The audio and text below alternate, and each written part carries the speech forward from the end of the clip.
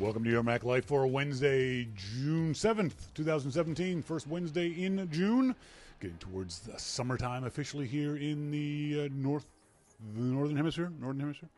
I'm Shawn King. Thank you guys very much for joining me here this Wednesday evening. It is show number 1137. Thanks for tuning in live in the IRC chat room, in the Slack chat room, or if you're just watching or listening to the video. Or you folks who are tuned into the archive on a Tuesday or a Saturday or whenever it is you choose to listen to the show. As always, on tonight's show, we're going to have our good friend Jim Dalrymple of The Loop at loopinsight.com. Going to be on talking about WWDC. Did you guys watch the keynote on Monday? I was working on Monday, so I missed it live. I watched it on Tuesday. Very interesting, very rushed. Did you get that feeling that everyone was rushing through the keynote? We'll talk to Jim about that later on tonight's show. So I'll also talk about the Beard Bash that went off without a hitch, apparently, from last evening. And Jim is also doing another charity event this evening for the App Camp for Girls. We'll talk to Jim about that later on in the show. And in our starting point photography segment, we're going to talk about camera focus. I did a couple of my classes this past weekend, the Learn to Take Better Photos with any camera that you have, and also the Learn How to Use Your Expensive DSLR class.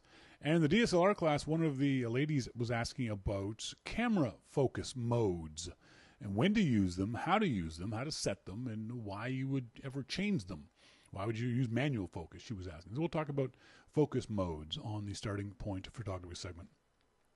Arcsign in the IRC chat room asked, how long was the keynote? I think it was about 2.5 hours long. Sorry, I was just sending a text to Jim.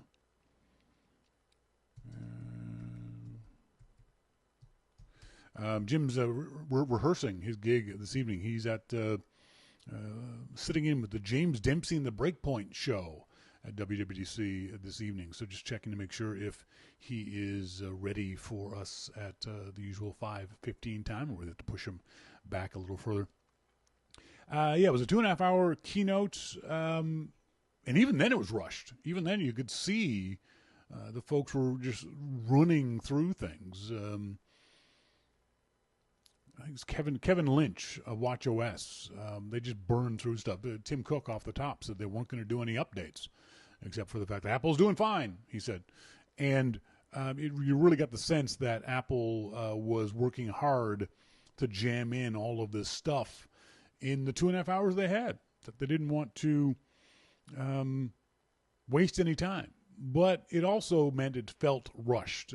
Someone who is usually as smooth as Kevin Federighi, Air Force One, even he screwed up on multiple times because they were going so fast. They were trying to get things through so quickly.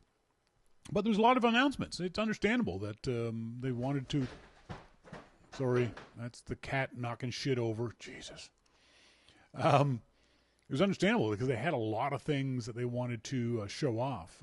Things from the WatchOS, new watch faces, new ways of doing activity tracking and things like that. It was interesting to watch them demo this stuff. Oh, that's the wrong video. Sorry. Interesting to watch the demos of this stuff.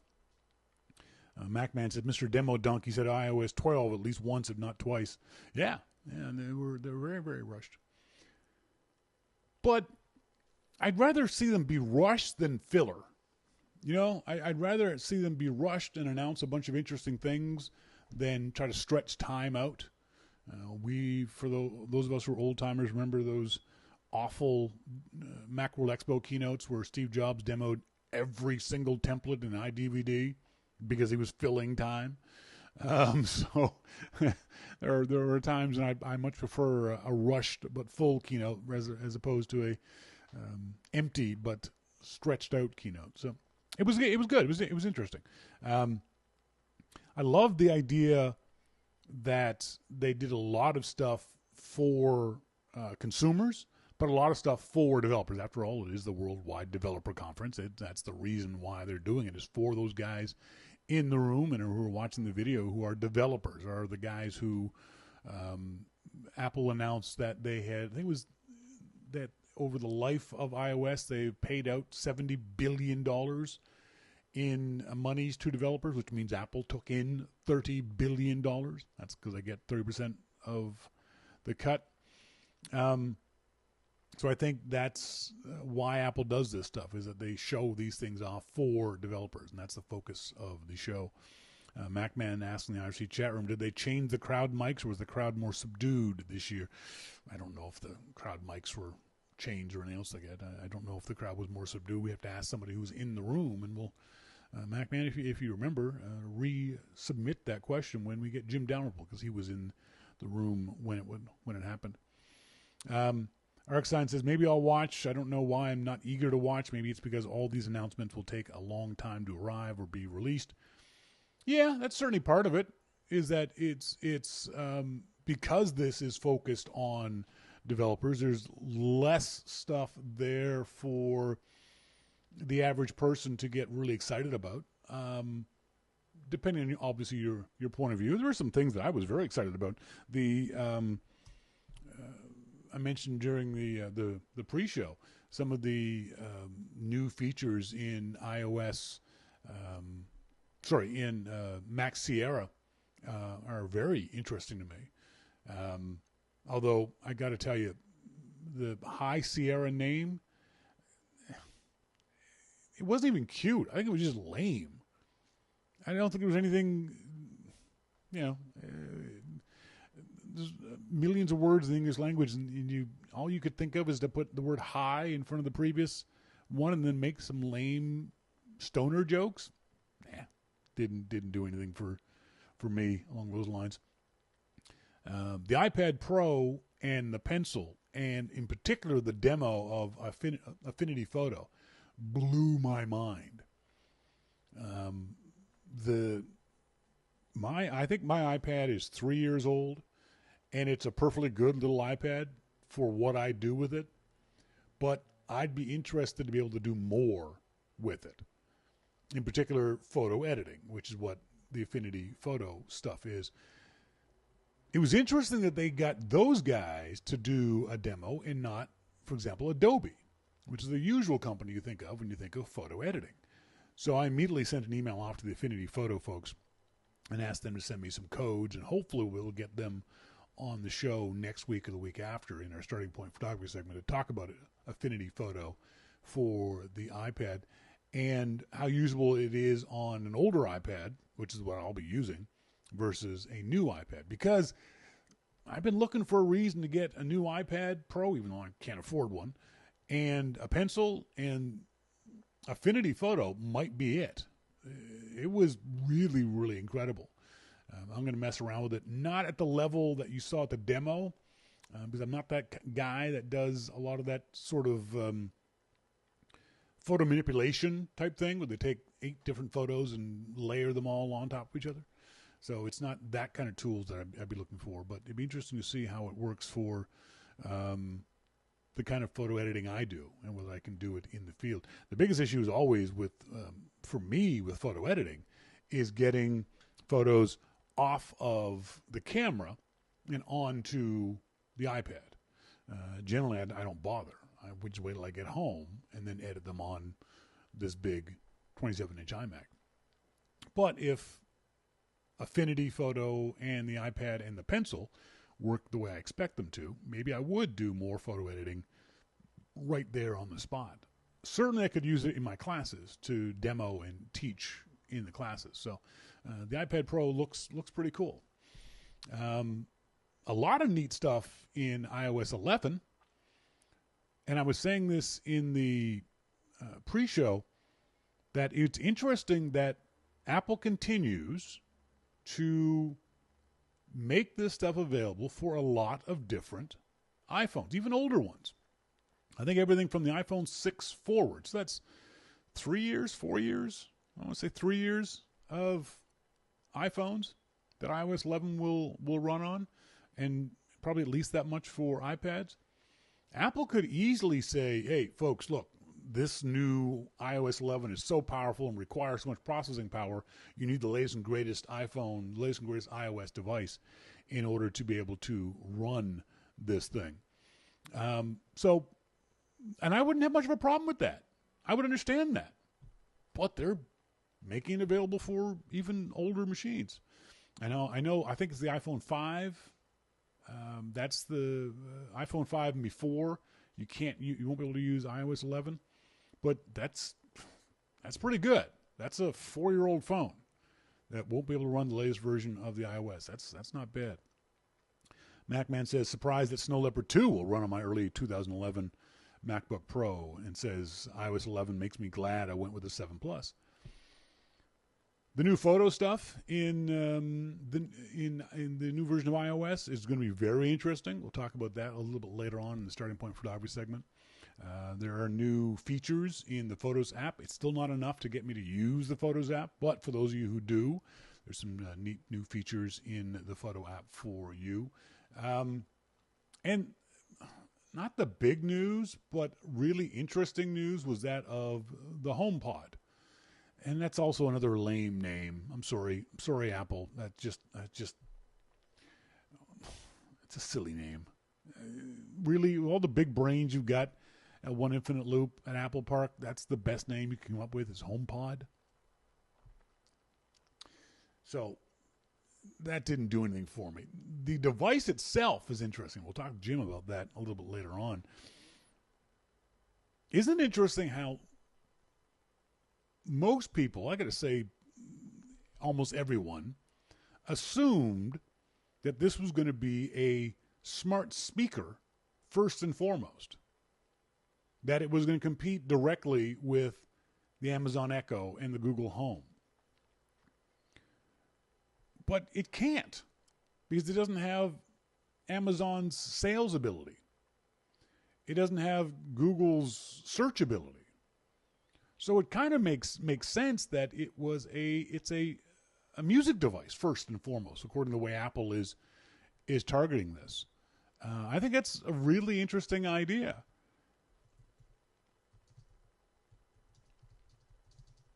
I think it's a really interesting angle that Apple is taking on this and promoting it, even though, I don't know who she is, but the idiot at Bloomberg said, what'd she say? Something along the lines of, does the HomePod speaker give us any hints as to Apple's foray into retail? No! It's a music speaker. That's what they said in the keynote. It's for music. That's what they focused on. Was music. Yes, it will do some Siri stuff. It'll do, Siri, what's the weather like tonight? What's my calendar? It'll do that stuff. But no, Apple gave no hint as to you'd be able to say, "Hey Siri, order me more milk." Come on. But so many people got this in their head that this was what the speaker was going to be. It was going to be a smart speaker, a la Amazon or Google. So it was interesting to see that Apple went in I think it's fair to say, unexpected way. From what I've heard from those folks who have heard it, it sounds really good. And at that price point, it better, because that's the price point of a decent speaker system. So it's going to be interesting to see. Yeah, Mosquito, a Bloomberg reporter. Can you describe this product in terms I'm already familiar with? Yeah, pretty much. That was exactly it.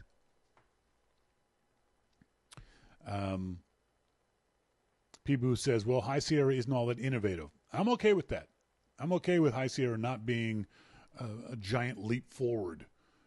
I like the idea of, as Apple said in the keynote, this is not a maintenance release, but this is one that they're sort of thinking of as being a way to smooth up bugs, add a couple of features, but get more focused on stability. I don't have a problem with that. Mosquito, Sierra is the talk release. If you think about the thing being tick-tock, this is the talk. And the next one will be the tick. I'm okay with that. I got no problem with that. Later on in our Starting Point Photography segment, we're going to talk about focus modes and how to use them and when to use them on your camera. Autofocus and manual focus and continuous focus and single shot focus and all kinds of other focus methods and why you would use them on your Mac. On your camera. But up next, we'll talk to our good friend Jim Dalrymple of The Loop at loopinsight.com. This is your Mac Life.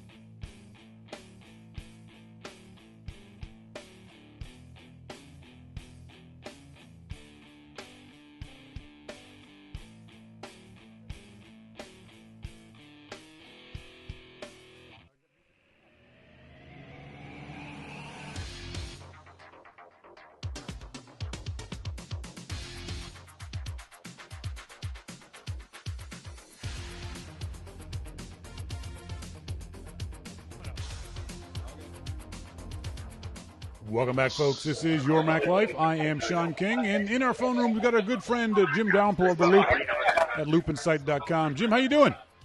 I'm doing good. How are you? I'm good. Where are you?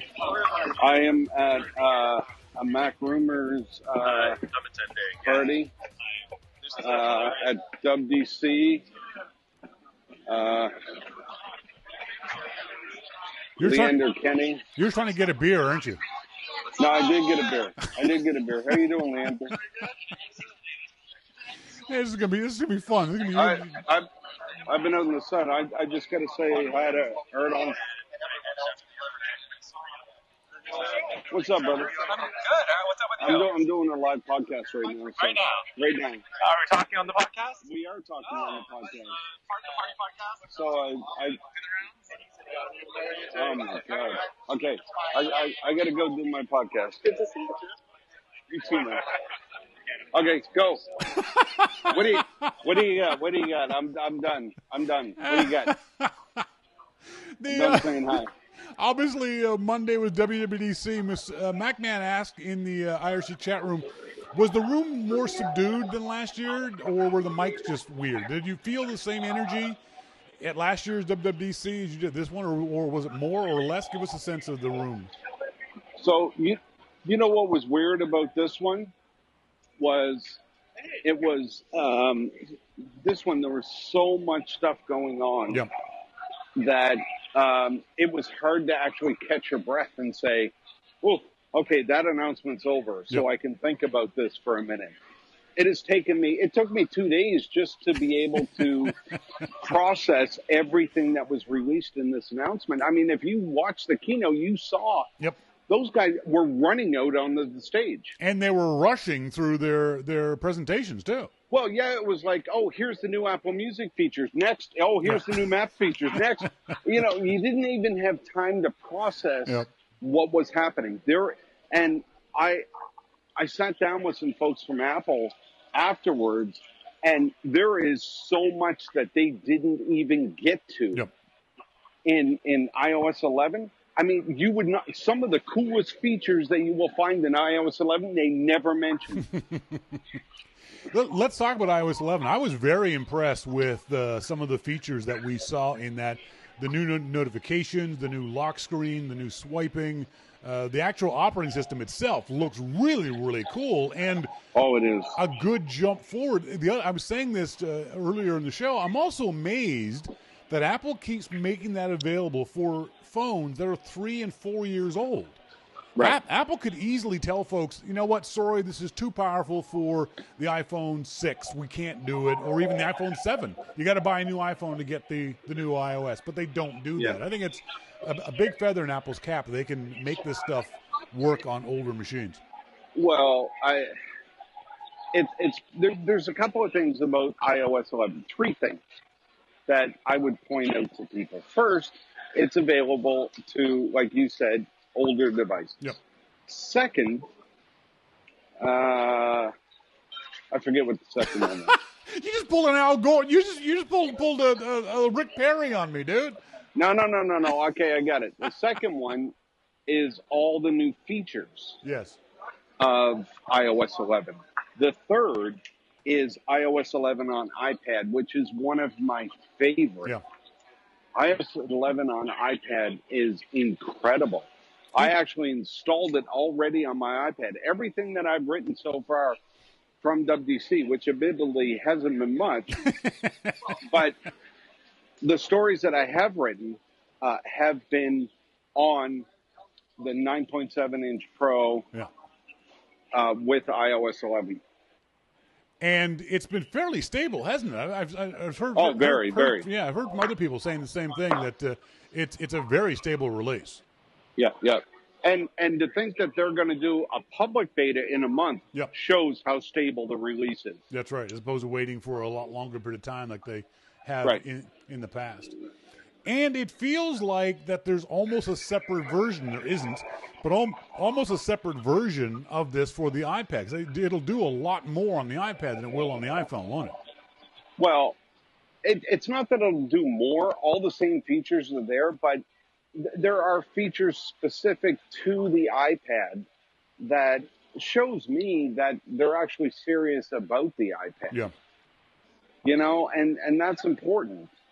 It's important that they recognize that, okay, in order to make the iPad more like we want, we have to be able to make some changes. Yeah.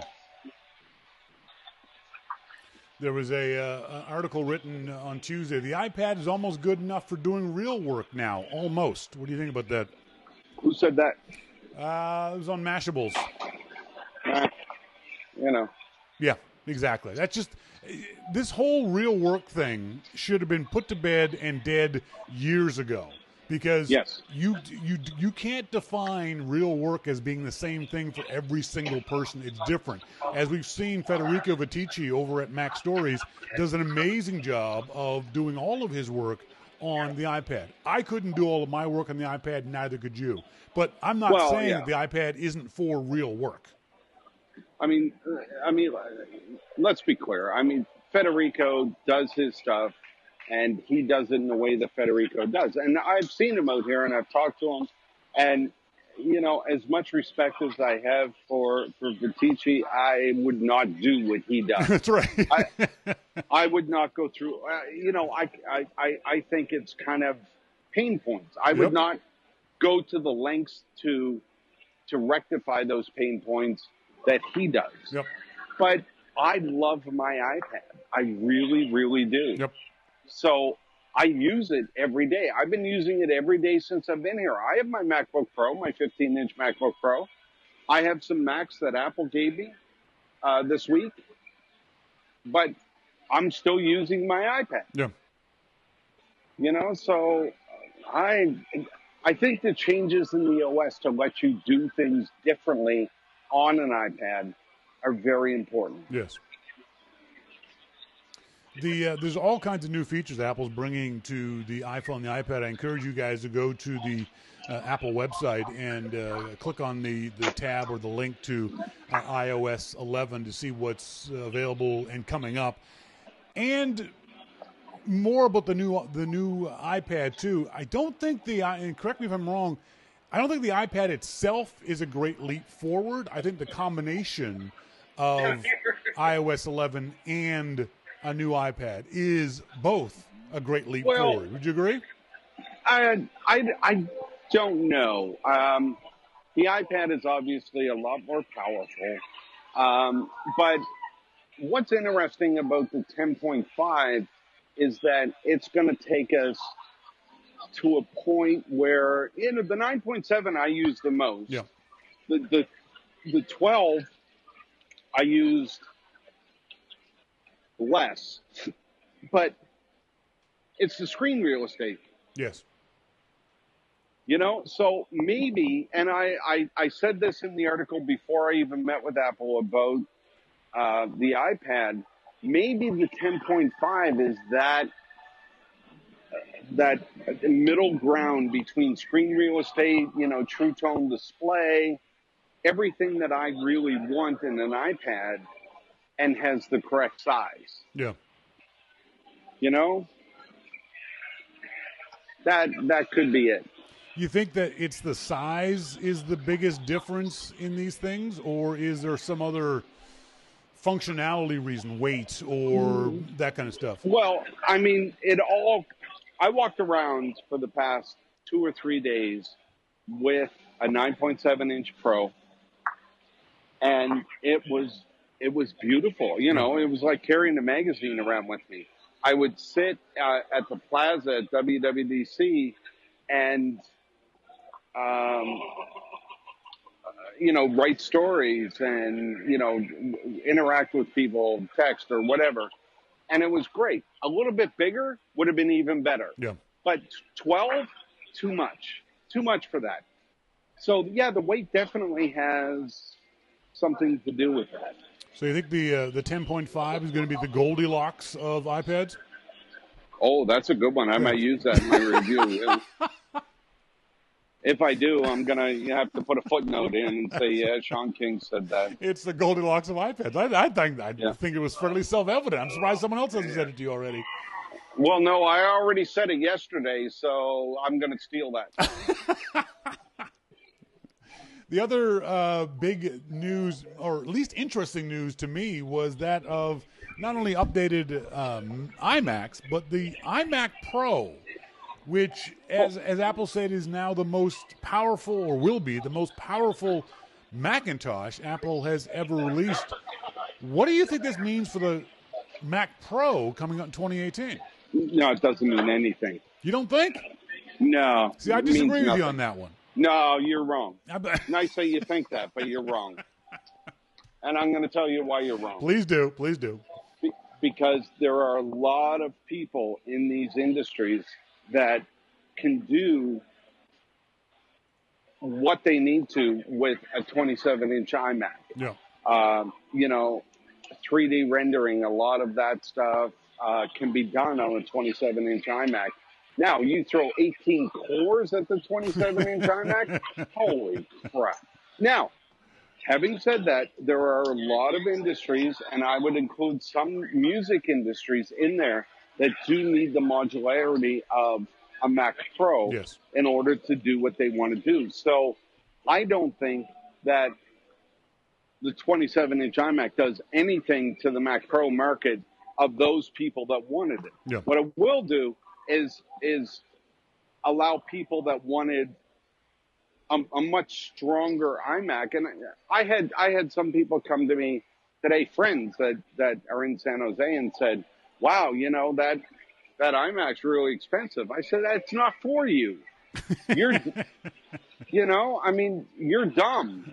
So you're just going to do regular stuff. You don't need that iMac. You're not going to be doing 3D renders or anything like that. That's not for you. So don't worry about it. But when I say that, when I ask what it means for the Mac Pro in 2018, what I mean is, how much more powerful is that Mac Pro going to be? It can't be the same speed as the iMac Pro. It can't have the same... Maybe they'll have 200 cores. Exactly. That's what I'm saying. What I'm saying is the Mac Pro is going to be freaking amazing when it comes out in 2018. No. I think you're looking at it wrong. Okay. The Mac Pro is about being modular. Yes. So it could still have 18 cores, but you could add things to it, like in ways that you can't with the iMac. Okay. So, see, I'm right, you're wrong. So again. So what you're saying is that you think it could be, let's just say for sake of argument, the exact same guts as the iMac Pro, just with the ability to swap out hard drives and RAM and Fusion and that kind of stuff. Could be. All right. Okay. Or PCI cards, or, you know, whatever the thing is at the time. There's a story going up on the Loop tomorrow morning, because the first thing everyone says who doesn't know what the hell they're talking about is that the iMac Pro is really, really expensive. Well, PC Gamer Magazine did a DIY, basically a Hackintosh of the iMac Pro, and guess what? It came out to be almost the same price. Yeah. It's about a $300 difference if you build it yourself to get a machine that is as good as the new iMac Pro. It's going to be, I think it's going to be a big seller for Apple. I think this is the machine that a lot of folks, like Jim said, if you don't want or need that modularity, this is going to be a powerhouse of a machine for anybody who needs that kind of stuff. Yeah. HomePod. Let's talk a little bit about the HomePod. I think I think that, first of all, the name is lame, okay? Like High Sierra, I think HomePod name is lame. Do you agree? High Sierra is fine. It's stupid. Come on, it's juvenile. It's fine. It's juvenile. High Sierra is fine.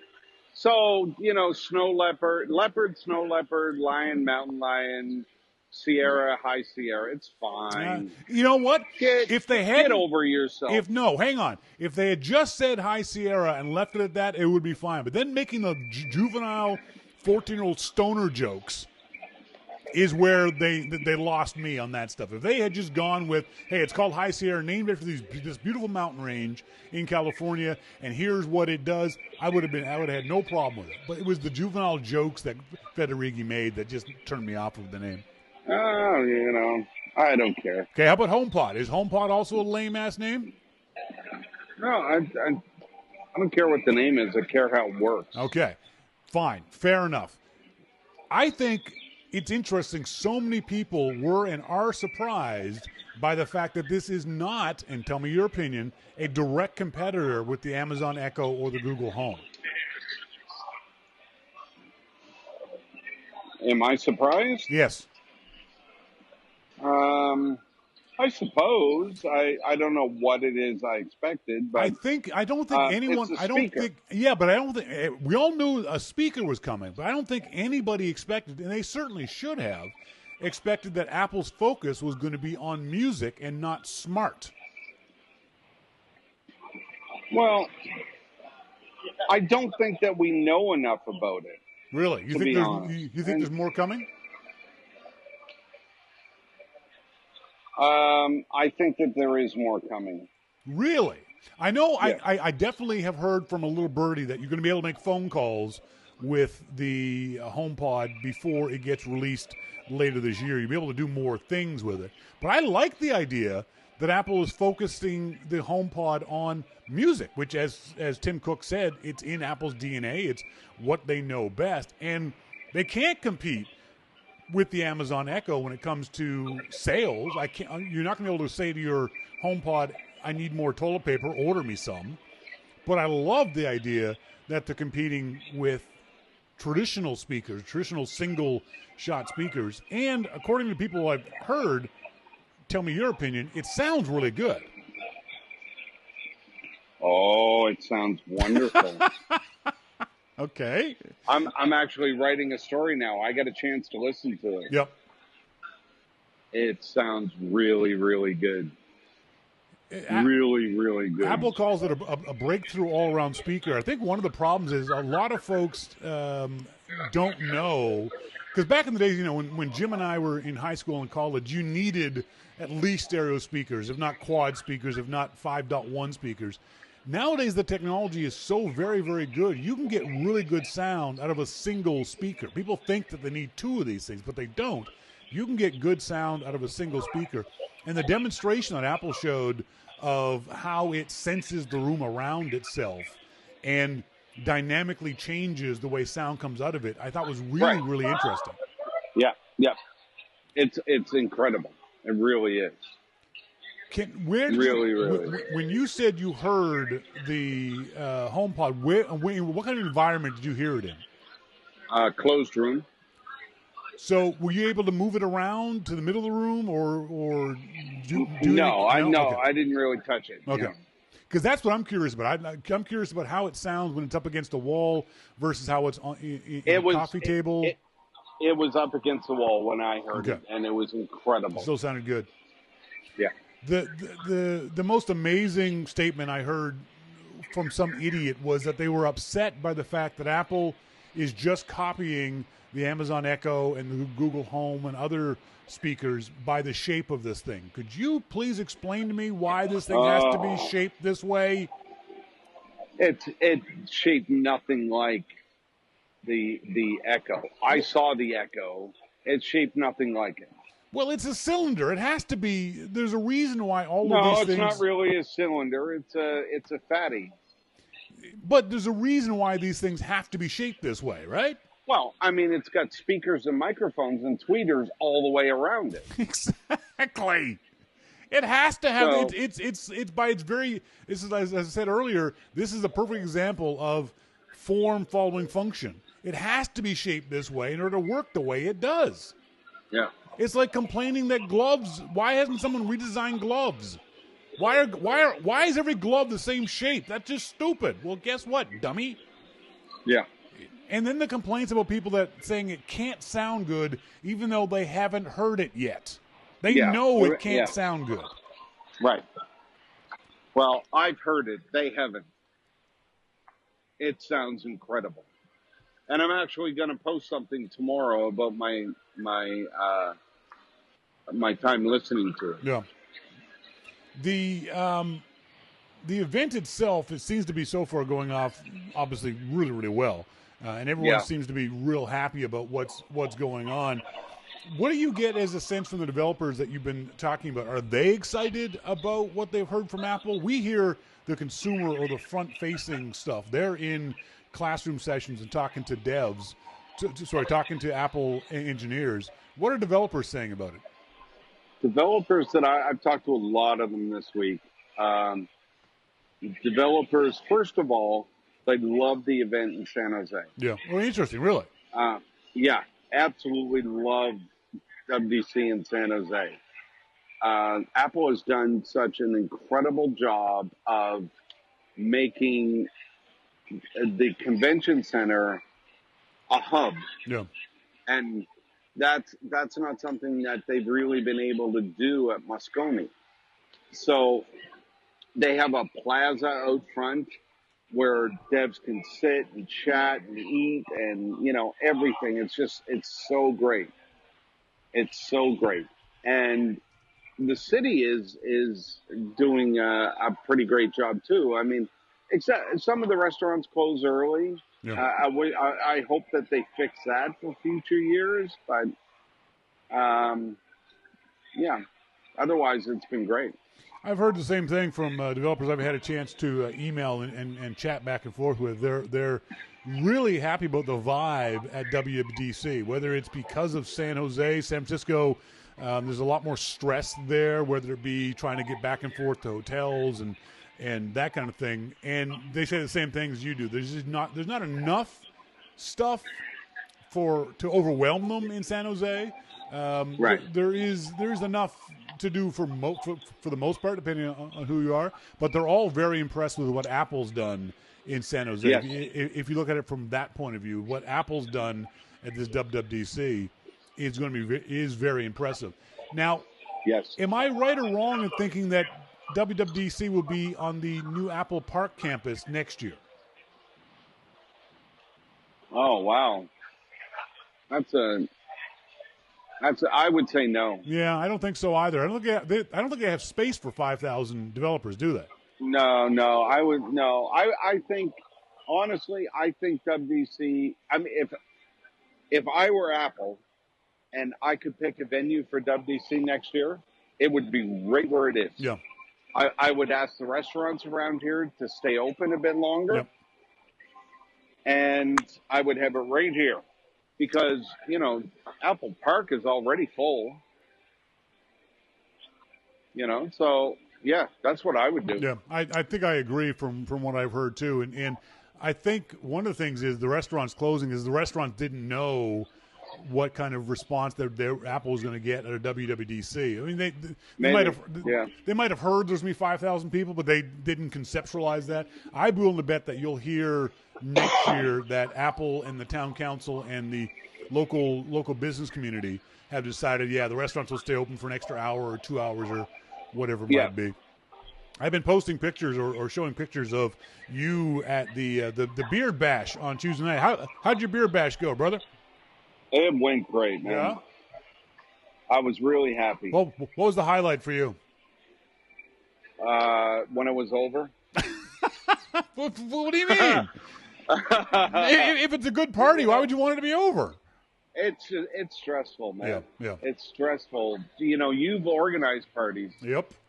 It's a stressful time to organize parties, It really is. It really, really is. People just see the party go off and think, oh, you just call, and no, that's not the way. It's months of work. Yeah. And the closer you get to it, the more nerves you have, and you want people to show up. Yeah. You want all the sound and everything to be good, the lighting to be good. You want people to have a good time. This is all the stuff, you got to worry about. And it's stressful. So right up until Monday night at midnight, I was stressed. I was stressed out.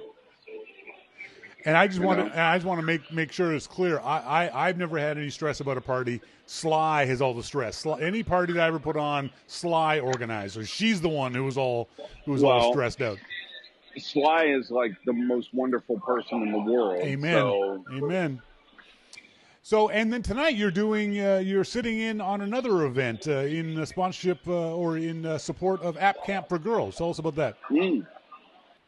So James Dempsey and the Breakpoints is his band. James Dempsey wrote this album, and it's all coding songs, and it's funny as hell. It's funny as hell. So, and James does an incredible job of getting up on stage and singing these songs. He really does. So James invites a whole bunch of different people to play. And I'm one of them. And I get up and I play guitar to, a couple of the songs that he does. Yeah. And I have so much fun playing with James. Yeah. So James gives all of the proceeds of this whole event to App Camp for Girls. And, much respect to him. Absolutely.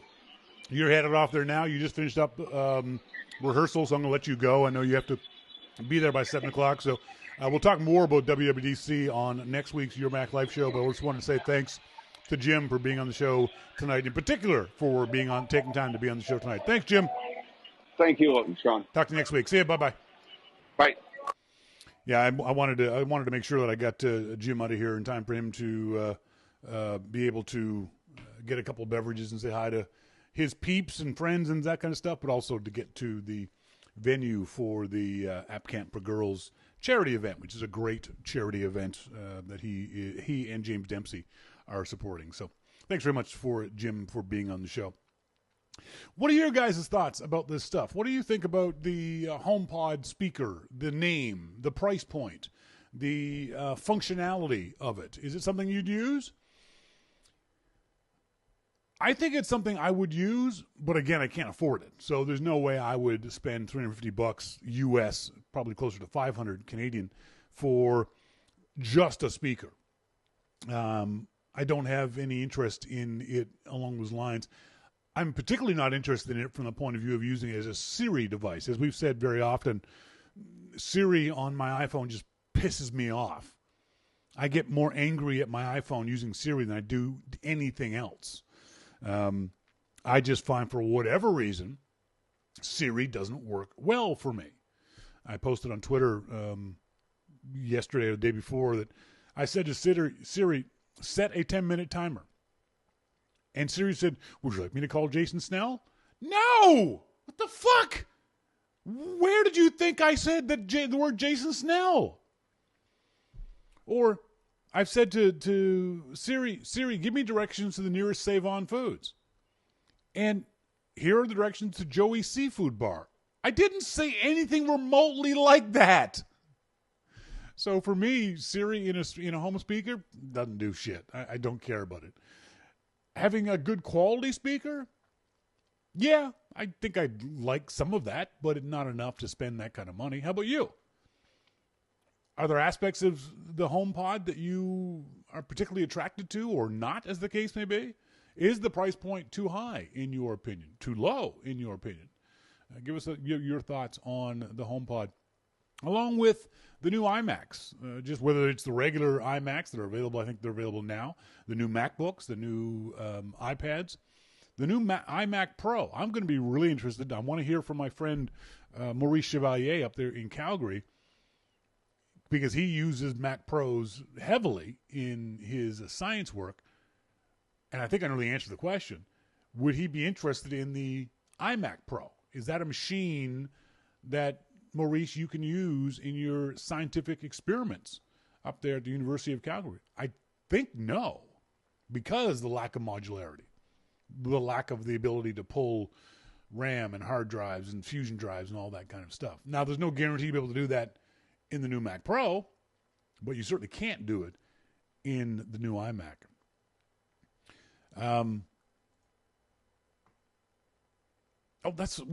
We missed. I wanted to talk to Jim about this story and get your thoughts on it too. Bosma St. John heads to Uber from Apple. This is without a doubt the oddest story of the week. Bosma St. John pretty much owned last year's Macworld Expo. Last year's WWDC. She was a breath of fresh air. It was great to see, I don't want to say a woman of color.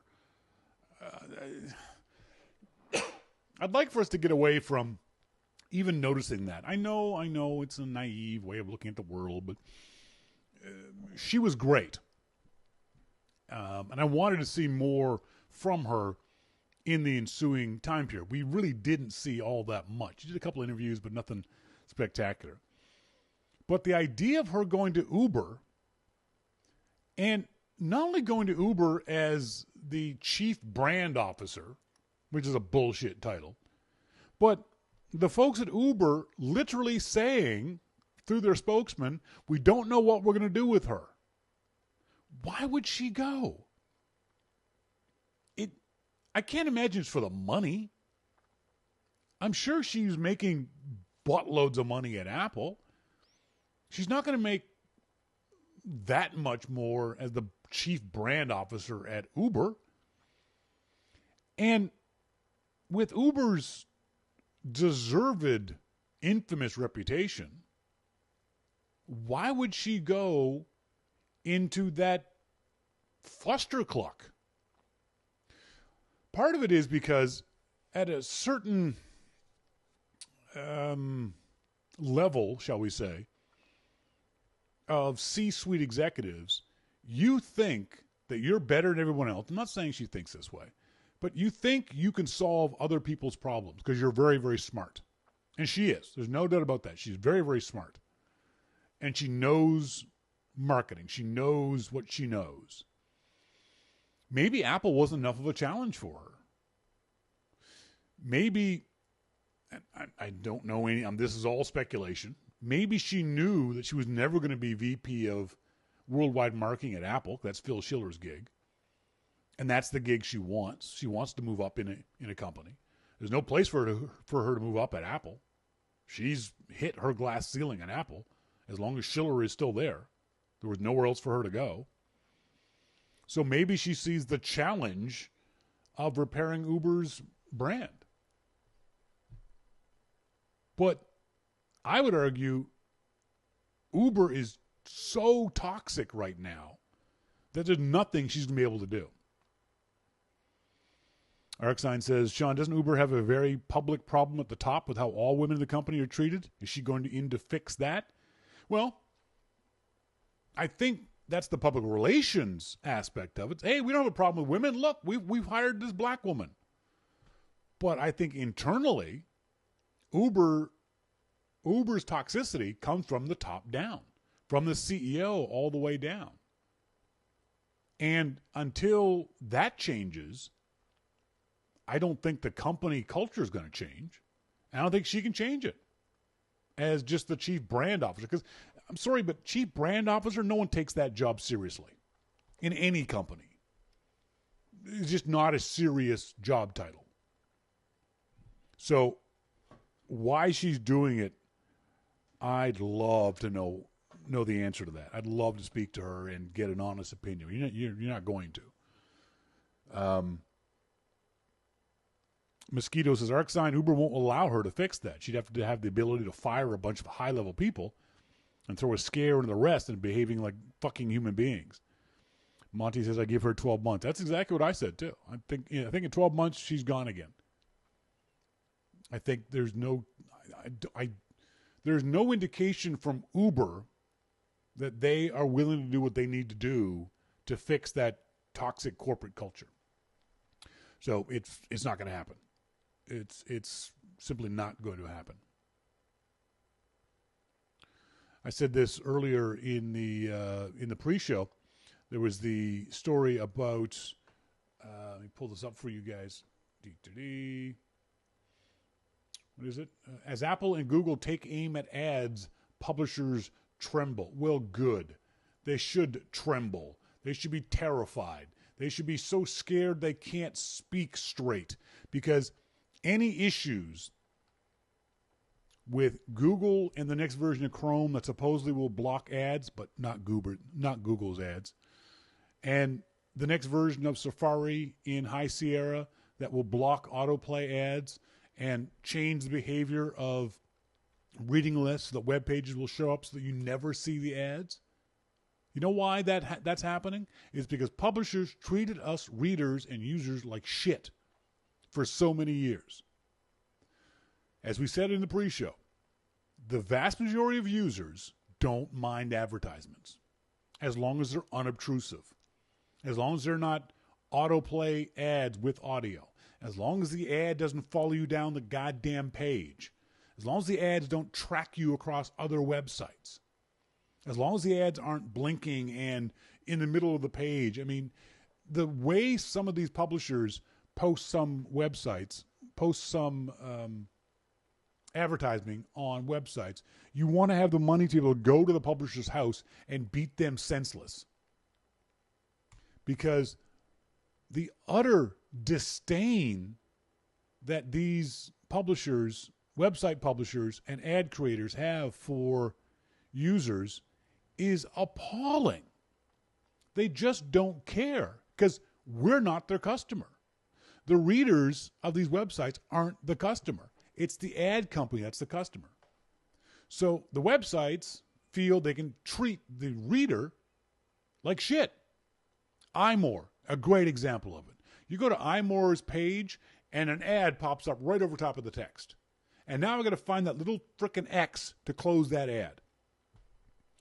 IDG websites, Macworld. You go to Macworld and blah, blah, the Oscar Raimundo is yelling at me. And I got to go find the audio of that and turn that video off. IDG knows we all hate those ads. They don't care. Well, guess what? You didn't care, so now other companies are trying to fix that. And it's going to screw you. Ad publishers could have simply said, look, we're not going to create autoplay ads. We'll let the user click on the ad. We're not going to track users across all of these platforms. We're not going to have ads that follow the user down the page. But they didn't do that because they didn't care about us. Well, guess what? We don't care about you. And if this hurts your company, if this hurts your business model, if this hurts the way that your company does business, we don't care because you didn't care about us. If you had shown the slightest bit of concern over our browsing experiences, then maybe we would be okay with some of the advertising things that you do as a company. But you didn't, so we don't either. So go get bent. Jason Snell over at Six Colors had an interesting piece. HomePod's promise is as a platform, not just a device. And the basic premise is that and we've talked about this before on the show on many occasions and in many ways, the Apple does things with an eye to the future. The HomePod isn't going to be the first and only speaker that Apple is going to bring out. It's not going to be the first and only speaker that just does music. It's going to be the basis of a bunch of other things. It's going to be, remember Steve Jobs talked to us about the digital hub? The HomePod is going to be the home hub. It's going to, at some point in the future, be a Wi-Fi router. It's going to be, at some point in the future, able to make phone calls. You'll be able to sit there with your HomePod in the room and say, hey, Siri, call my mother. And the HomePod will do that for you. And the sound will come out of your HomePod speaker or whatever the speakers that you have set up. As they showed on the WWDC, you'll be able to control your house lights using a HomePod. Well, you'll be able to do a lot more than that with more HomePods. ArcScience says, what could a speaker be a platform for? Connected home systems? Yes. And he says yuck. But a lot of folks would like a connected home system. I'm sitting on the couch and somebody rings my doorbell. Hey, Siri, who's at the door? I'm saying that to the HomePod speaker. And the speaker at my front door will say, announce your name or whoever it is. So I'll know. Obviously, I can know by walking up and going to the door, but there's a bunch of things that it's going to be able to do in the near future. This is not the first and only thing that Apple is going to be doing with the HomePod. Keep that in mind, that there's going to be more things that are going to hook in to and with the HomePod as Apple goes forward with this kind of stuff. They don't do things in a vacuum.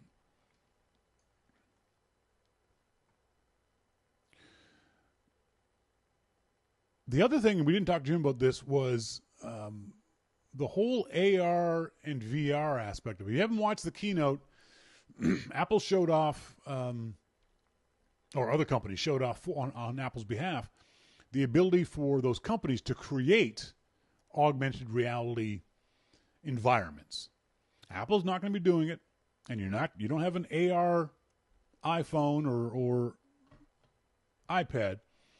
What they did was they showed developers that here's the tools for you guys to go out and create AR things for our customers. And right now, the AR stuff is experiential. What that means is that you'll just watch AR. You just experience AR. On the demo, they showed this really cool demo of a space battle happening on the table in front of you that you viewed through your iPad. Well, at some point, you'll be able to manipulate that space battle. You'll be able to play with that environment in your home or outside, like Pokemon Go or things like that. Right now, it's just a demo. But again, Apple's building. Apple's building towards the future of what they're going to do with AR and possibly even VR. They showed a VR rig. I think it was the Oculus rig that they did their demo on at WWDC. That aspect of what Apple's doing wasn't for consumers so much as it was for developers. Apple's saying, here is the tools for you guys to go out and create some really cool stuff that we'll be able to then sell for you, sell on your behalf. So there's more to Apple's AR and VR than what meets the eye right now. But keep an eye on it. It's other stuff that's going to be going on with that. Apple also announced the new upgraded MacBooks and MacBook Pros. They kind of got not short shrift, but it wasn't as important as the other things. Those were more consumer level announcements.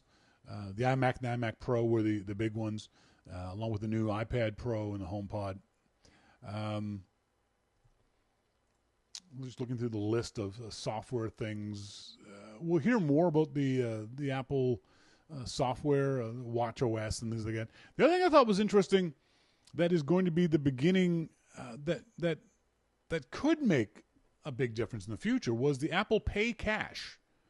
What an interesting idea. I don't know how that's going to go over. It might just be Apple dipping a toe in its water of being a bank. Is it something you'd use? Do enough of us use or need a micropayment system that would make this worth the while? Would you, interesting, look at that, you got folks in the IRC chat room. Monty, hell yes. Dave D says, hell yes. I think I reserve statement on this, if only because I don't have that many friends. I certainly don't have that many friends I owe money to. I owe money to corporations who don't use iMessage. So I'm really not going to give them $3. It's an interesting idea. I don't know that it's going to get huge or get a lot of traction. But it is an interesting concept going forward. Speaking of iMore, I showed this earlier, and hopefully you guys saw it. The single stupidest thing written about the new iPad Pros. The 9.7-inch iPad Pro cases won't fit the new 10.5-inch model. Here's why. Seriously? Are you kidding me, iMore? If that is not the stupidest website focused on the Macintosh and Apple in the entire world, I don't know what is. That's the dumbest article ever. I think it's the here's why that sets my teeth on edge. What do you mean, here's why? Because one's bigger than the other, you asshats. Jesus Christ. We'll talk more about the MacMan says, guess what? Neither will the 12.9-inch one. Yeah, no shit, Sherlock. We'll talk more about this stuff on next week's show with Jim when he's not nearly as rushed as he was this week.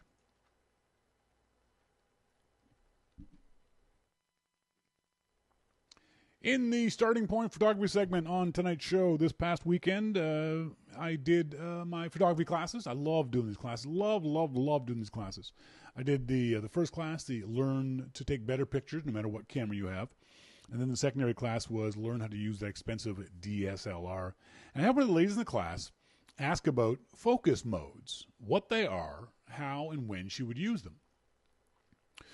And there's, back in the dawn of time, photography-wise, there was no automatic focus. It was all manual focus. Every single camera had a lens with a ring on it, and you turned that lens to move just like a telescope, to move the glass forward and back to bring things into focus.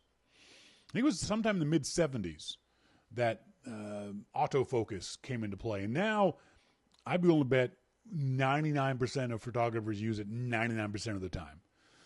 We all use autofocus. It's a very rare situation where a beginner would even bother with manual focus. Pros still do it, but even pros don't do it on any kind of regular basis. Autofocus nowadays has gotten so good that you can get most of your shots nailed using just the autofocus on your camera. One thing, though, is if you find yourself, we all know that when your camera locks in focus, you'll often hear a little bit of a beep or a flash in the viewfinder. Or the camera gives you a notification that you have the picture in focus. Then you take a picture. And then if you look at the picture and it's blurry, you think, well, it was in focus. Why is this blurry? It's something I didn't know about. Look on your DSLR near the viewfinder for this tiny, I don't even know if I can show it. It's so tiny. Yes, I can. This little tiny thing, right? Is that it? Right here. It's this little tiny dial. Usually it's going to have a plus and a minus on it. And that's called the diopter. Think of it as eyeglasses for your DSLR. So if you know your camera is getting the shots in focus, but when you look at the shots or look at the viewfinder, they're out of focus, that means that you need to adjust the diopter, the prescription of your camera. And all you do is get something that you know is in focus and then slide that diopter up or down until it looks in focus to you in the viewfinder. I had this problem at the beginning with my camera. I couldn't figure out why it kept saying everything was in focus when obviously looking through here, everything's blurry. Well, it's because I'm old. My eyes don't work so good. So if that's an issue that you have, because one of the things that was happening was I was taking these blurry pictures, but then when I brought them on the computer in a bigger size, like, oh, it's not blurry. Oh, that's kind of weird. And that's when I found out about the diopter. It's designed to be, it's a thing that you'll set one time. That's why the dial is so small, so you can't hit it by accident. It's kind of hidden in there. So look, not all cameras have them, but I'd be willing to bet most of you, if you have a Canon Rebel or one of the Nikon beginner cameras or anything higher than that, it's going to have a little diopter setting on it. So read your camera manual if you want to find out more about it.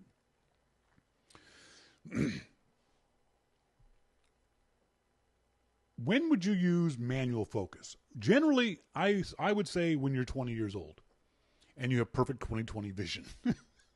Manual focus is for a lot of folks difficult to get, to nail, because we don't really trust it. I remember back in the days, film cameras. Now, I never shot film on any kind of regular basis, but there used to be, I think on all cameras, but I remember using a Pentax camera that when you looked and moved the focus ring, there was there was two half circles in the center that would line up. And when the two half circles were perfectly lined up, you knew you were in focus. I wish we still had that, because that would make manual focusing a whole lot easier.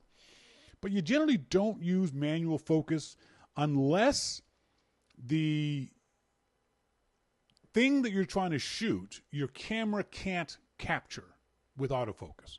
A lot of times that is in situations where there isn't enough contrast between the subject and the background. So, for example, if you're trying to shoot a white cat on snow, your autofocus probably would have a very, very hard time getting that shot. So you'd switch over to manual focus. If you are using your camera on a tripod and don't want the focus to change, what I would do, for example, if I'm shooting a waterfall shot, I'd set everything up and I'd use autofocus to focus on the waterfall, but then I would switch the camera to manual focus. That way it wouldn't try to hunt for focus the next time I push the shutter button. You also use manual focus when you're trying to shoot at night. The moon, for example. You want to take a picture of the moon, it's very, very difficult to get that in focus using autofocus, so you would use manual focus. But for the most part, you're rarely going to use manual focus stuff. There we go. D8 says the reticule adjustment is that split half moon kind of thing, which was kind of cool. I don't know why we don't still have that. I don't know why that was taken away. I thought it was very helpful. So that's manual focus. But generally, don't worry about manual focus. It's not something that most users are going to have to worry a whole lot about. Not something that you should really put a lot of effort into as a beginner. Now, don't get me wrong. Pros can use it and advanced amateurs can use it, but for the most part, as a beginner, you're not going to use manual focus very often. What you are going to do, and this is where you need to read your manual to find out whether and how to make these changes, is you're quite often going to use autofocus. And some cameras, Nikons and Canons have, for example, image stabilization on the camera, on the lens. Olympus has image stabilization on the body, but they also will have a button here on the lens that says, for me on the Nikon, it says VR, vibration reduction. On Canon, it'll say IS, or image stabilization. And then there also is another one that says MA or M. So M is for manual focus. So mine's always set on MA, autofocus. You want to learn how to change your autofocus. And there's generally two kinds, on Nikon and Canon. Let me get the names of them so I'm doing this correctly. Where's my list of names? On the Canon cameras, it's called, where'd it go? I had it here just a second ago. Oh, by the way, it was in the 1960s that Leica introduced a rudimentary autofocus system that changed everything. There we go. On Canons, it's called one shot. On Nikons, it's called AF-S, autofocus. Yeah, AF or one shot are the two modes. Canon's one shot and Nikon's AF-S or a autofocus single. You'll use the autofocus single mode. For example, on my camera, I push this little tiny itty bitty button. I'll bring this up for you. Again, I don't know if you guys can see this, but you see on the back of my screen, it says, where'd it go? I lost it, didn't I? Anyway, on the back of my screen, it'll say AF-C or S. AF, autofocus. S, single. So autofocus single. On the Canons, it's usually Canon's, I think one shot is what it's called. Someone who has a Canon, please confirm that for me so I can make sure I'm saying this correctly. If the thing you're shooting isn't moving, you're shooting a building, you're shooting a portrait of someone that you know is going to stand still, you're shooting flowers, a sleeping cat, switch to autofocus single or on Canon one shot.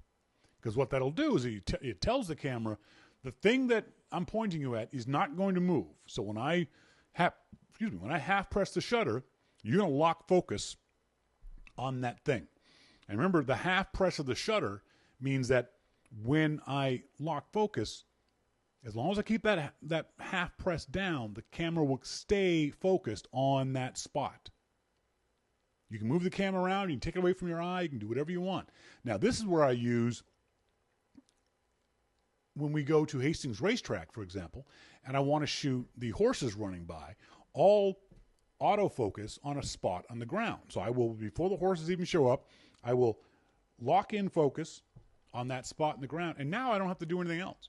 As long as I don't take my finger off that half press, I can wait for the horses to come by. And when they come by, I know that that spot's in focus, and therefore everything that runs into that spot will also be in focus, and I can take the shot. So I don't have to have my eye to the camera lens to be able to get the shot, because it's still in focus on that spot. Mosquito says, does autofocus capability necessarily require motor drive of some kind to move a lens component? Yes, it does. As Mark Arkstein says, Mosquito motors are built into lenses. The old manual lenses you can still buy and still use on your newest camera won't have that motor. So therefore, and you can actually hear, and I'll tell you more about it in a second, you can hear the lens motor moving back and forth and focusing on things. So if the thing that you're shooting isn't moving, you can go to single shot mode in the Canon or AF-S on the Nikons. If the thing is moving, you're trying to shoot kids, you're trying to shoot birds, you're trying to shoot cars or horses, or you're trying to get that blur effect, then you've got to go to continuous focus mode. On Nikons, it's AF-C or autofocus continuous. On Nikons, it's Canon AI servo, so servo motor. What this does is when you point the camera and do that half press, you tell the camera, hey, camera, get ready. The thing I'm pointing you at might be moving. And your camera will do its best to auto-track that. So there's a horse running down the track in front of me. I've got my focus mode set to autofocus continuous or servo in the Canon world. And as the horse is running towards me, the focus distance is changing if they're coming at an angle at me. So the camera has to constantly change focus and refocus and refocus and refocus as the horse runs towards me, gets to here, and then runs away. So what you do when you tell the camera, I'm in basically high speed mode. When I'm in continuous focus mode, I'm going to hold the shutter down, and you just keep focusing as it goes by.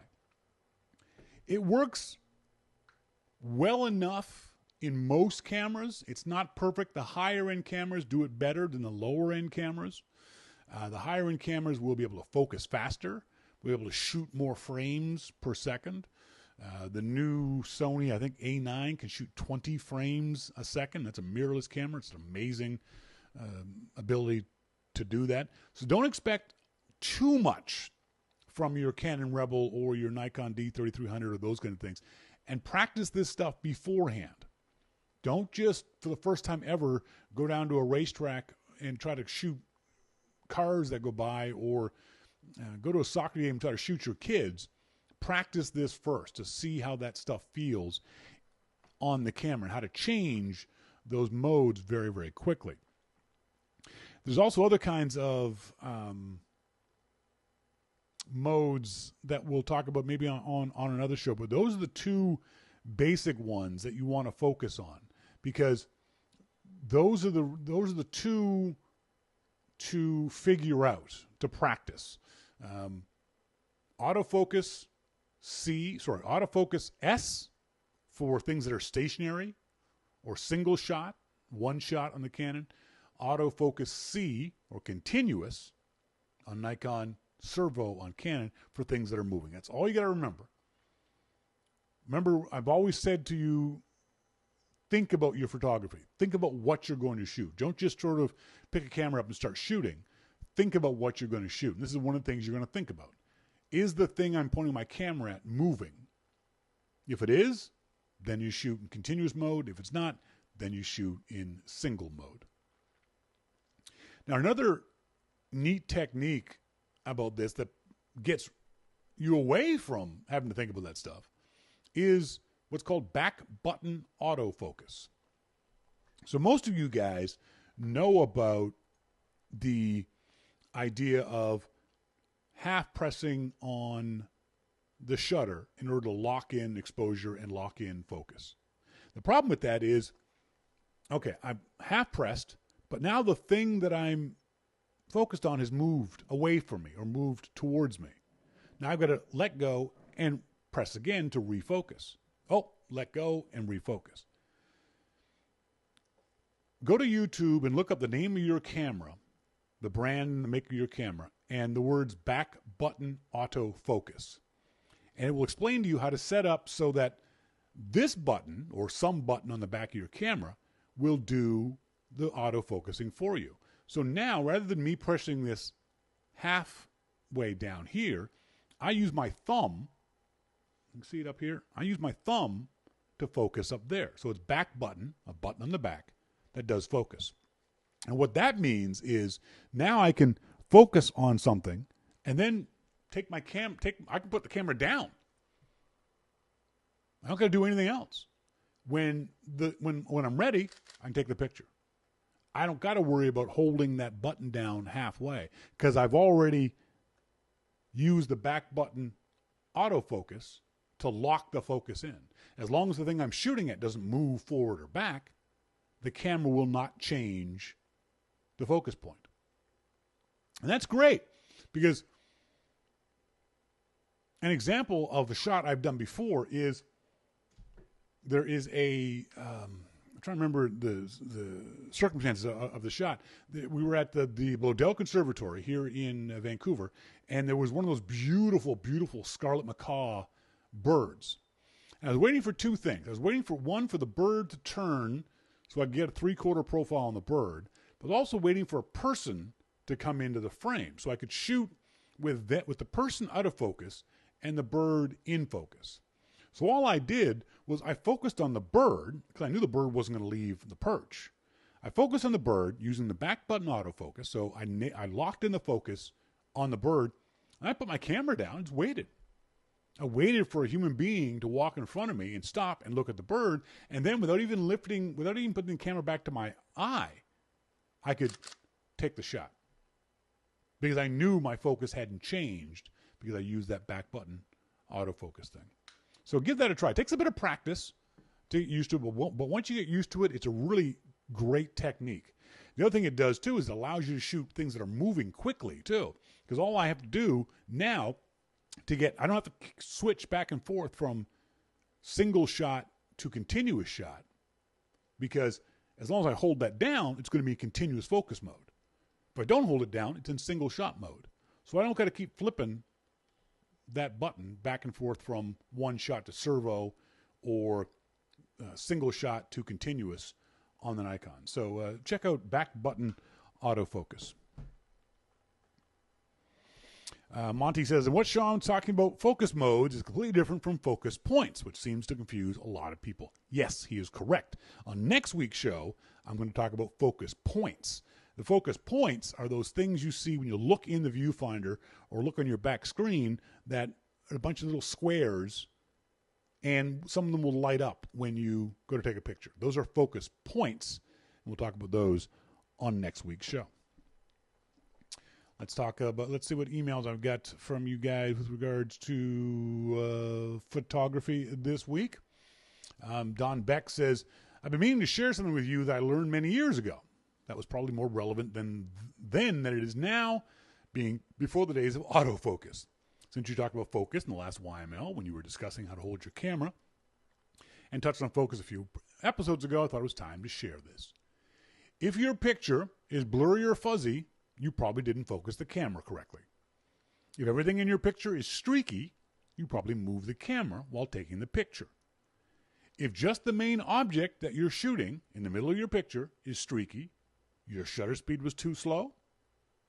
If the wrong parts of your picture are in focus and the right parts are fuzzy, you either focused on the wrong object or your aperture was too wide and you didn't get the depth of field that you wanted.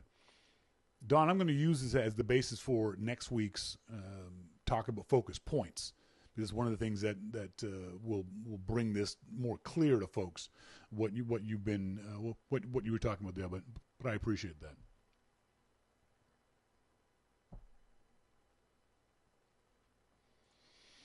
Get some emails here from Tim. Should I get a full frame DSLR if I'm a beginner at photography? Doesn't matter. Get whatever camera you can afford. If you're a beginner, you may not even understand the difference between a crop sensor and a full frame sensor. I'll tell you right now, a crop sensor camera is going to be cheaper, if that's a concern for you. A crop sensor camera will be smaller in general, just by physical size. MacMan says, if you can afford it, sure. Exactly. There's no harm in getting a full-frame sensor camera. It may be more camera than you need right now, but if you're planning on getting better, if all you want is a camera to take pretty pictures, maybe don't spend all that money on a full-frame camera. But if you want to learn to get good at photography, a full-frame camera won't help you, but it won't hurt you either. In general, a full-frame camera, all things being equal, has a bigger sensor than a crop sensor camera, obviously. That bigger sensor, therefore, all things being equal, is a better sensor than the crop frame sensor. It has more dynamic range, it'll have better ISO capabilities, it'll just be a better sensor. And in theory, you'll get better photographs. So I wouldn't recommend one way or the other that you definitely should or shouldn't get one. If you can afford it, yeah, go ahead. Because it'll be like buying, both of them are like buying a car. Okay? The crop sensor car is like buying a Miata, the nice little sporty sports car. The full frame one will be like buying a sports car, a bigger sports car with a bigger engine and 6 speeds and paddle shifters. You know, you'll still go places fast, but you'll get there faster. That was a terrible analogy. Never mind. MacMan says, but you'll be fine with either consumer level 3300 or 5300 on the Nikon or 7200 in the prosumer range. Exactly. You're going to be fine regardless of the camera you buy. Don't stress out too much about the frame size of the camera. Should I buy a used D800 with 10,000 shutter counts or a D75 750? Don't worry about the shutter count. If the shutter count is only 10,000, those shutters are usually good for about 100,000 clicks. And the rest of the D800 is good. Go ahead and go with the D800.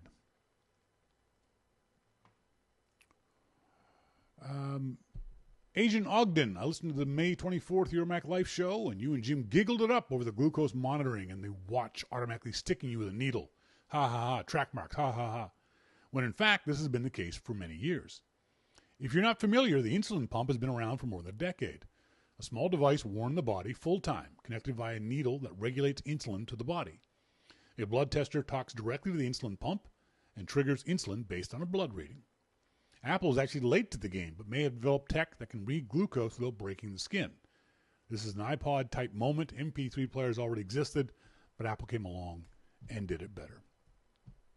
Yeah, and I've known about that. My good friend, excuse me, my good friend Glenn Thayer has been a diabetic his entire life, and I've seen him using his blood monitor, but obviously we were just joking.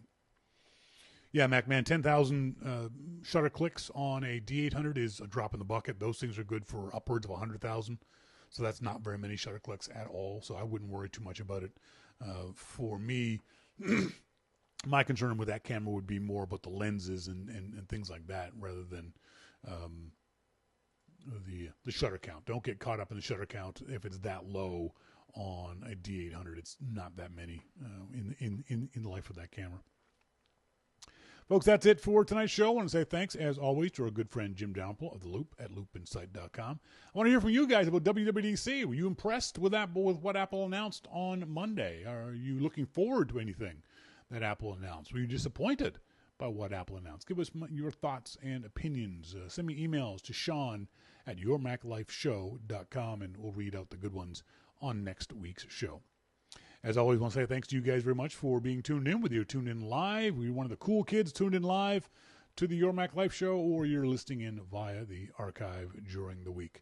As always, I've been Shawn King, and you've been listening to Your Mac Life. See ya!